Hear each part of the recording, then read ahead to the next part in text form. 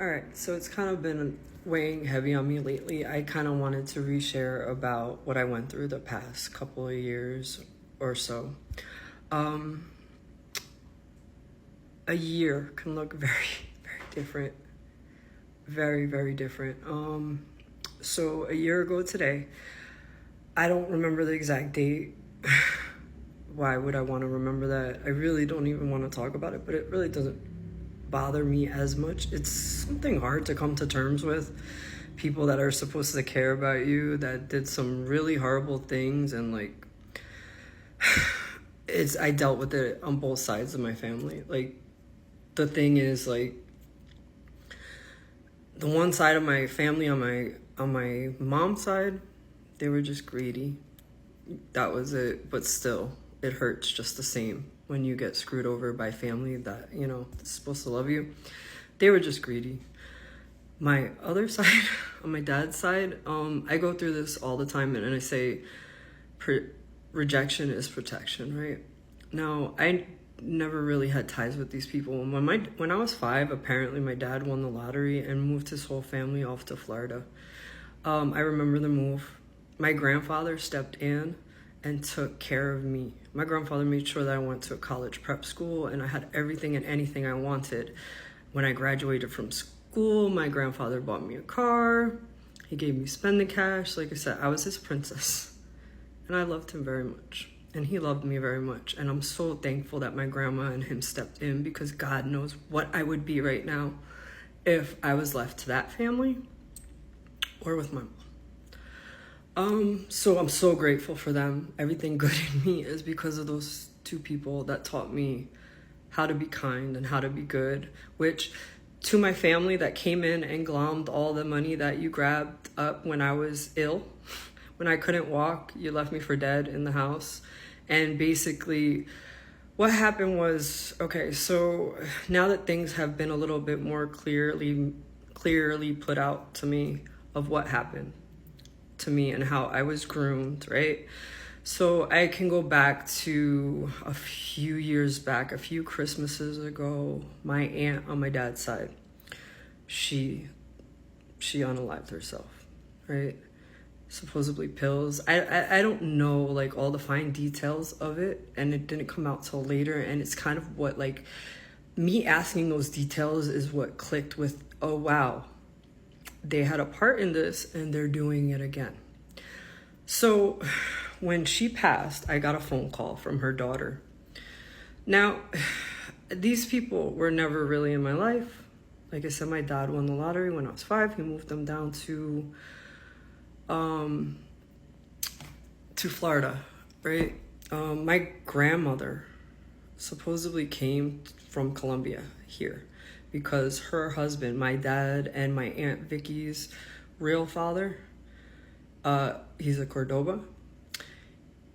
He put a hit out on her. Now, apparently, he wasn't a good man. He was like a narco, like that. Like, he had probably, I'm pretty sure, wives. I didn't know very much about him because when I did see my dad, I would ask him, and they were not on good terms. I guess he disowned him when he got my mom pregnant because my mom was a white woman. I don't know. Whatever. Fine details. Anyway, so my grandmother had left my dad and my aunt in Colombia, and she came here because he put a hit out on her, right? So I'm sure she went through all types of pain with that. I can't imagine. Well, I can. I can't imagine. So anyway, right? So fast forward to a few years back. Now, when I was 18, I found out that my dad had won the lottery. Okay, and I was like, all right, things just ended up so bad with that family, that half of my family. I didn't talk to them for a good 10 years. Now, especially when I found out that my dad won the lottery and I never saw a dime, and my grandfather worked like a dog to make sure that I was good and never asked him. Never. So if you watch this, that man never asked you for anything, and he stepped in and raised your child. He stepped up where you lacked. What you didn't have, he had tenfold.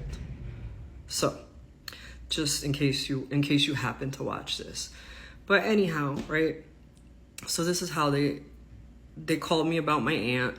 And like prior to that, like she changed a lot. Like she became like a person, like she ended up on medications, bipolar, this, that, the other thing, right? Fast forward to a few years later, like now the family started getting involved with me when my grandparents got sick again somehow.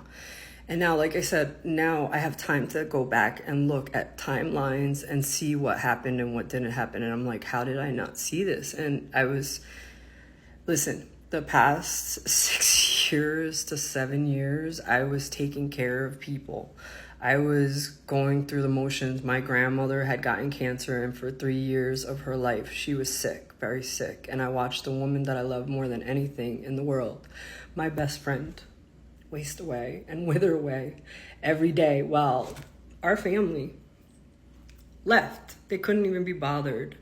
I remember one day coming home and that woman telling me, Jack, she said, just sit with me. I was working so much. I just want somebody to sit with me. Nobody came to visit me.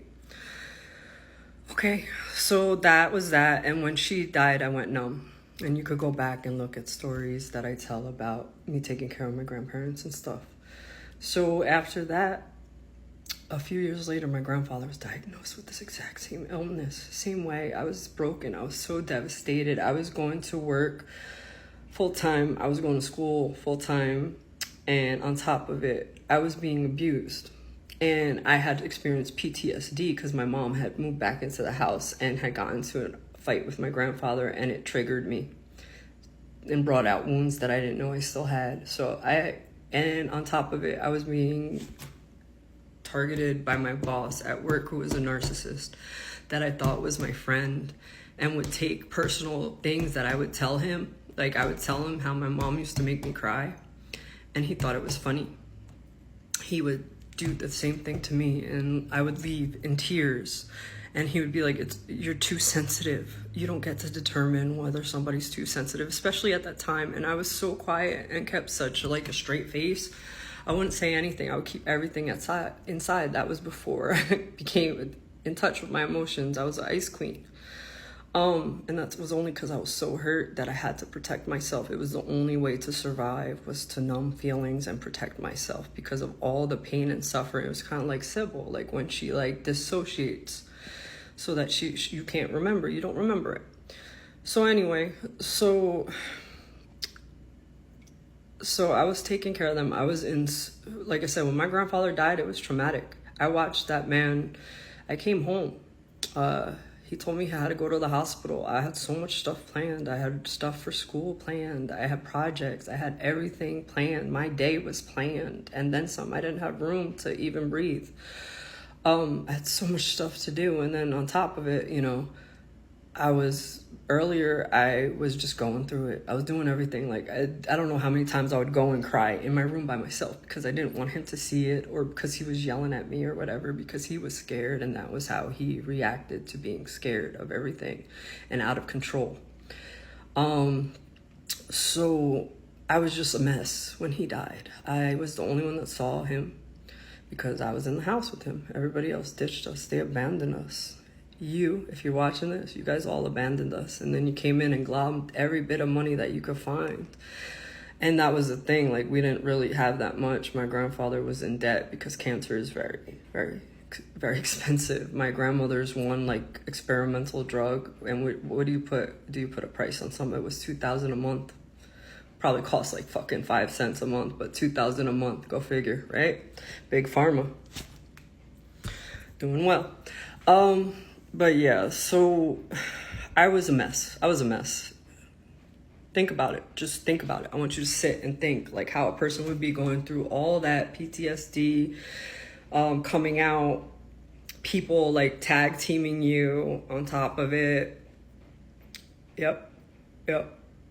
On top of it. And then somebody that you work for that you thought was your friend was really like a snake in disguise. So just think about that. All right, to be continued, part 2.